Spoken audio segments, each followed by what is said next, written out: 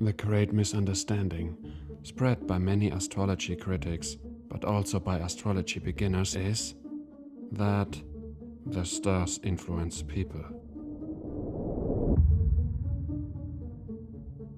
This assumption is based on a causal explanation, but this is not the case because astrology is an analog system and not a causal one.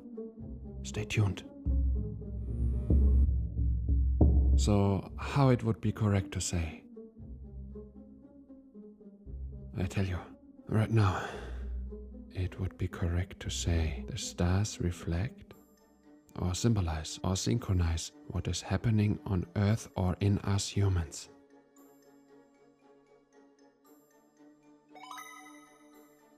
We perceive the world causally.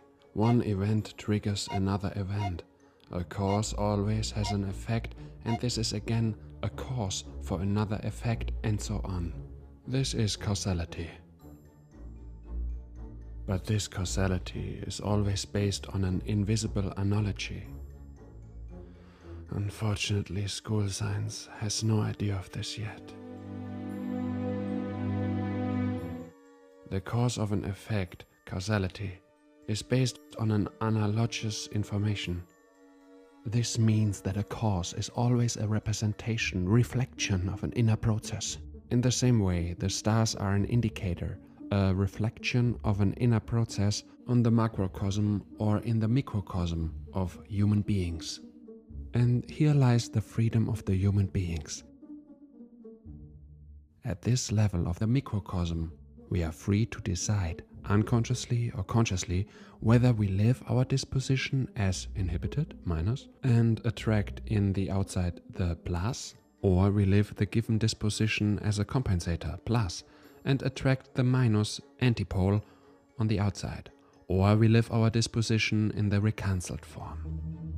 Only in this way we change the things which we meet us in the causal external world. We manifest consciously. We have become masters of our destiny. Again, to be clear, the given disposition, which we can read from the stars, is not changeable, but the frequency, how we live this disposition. And this attracts according to the law of polarity, balance and attraction, the opposite pole, and thus influences our destiny. Should we live the pure form of the disposition, we also attract no minus or no plus, but everything that belongs to us. This is what we call luck. Here is an example. Someone drives his car into a tree.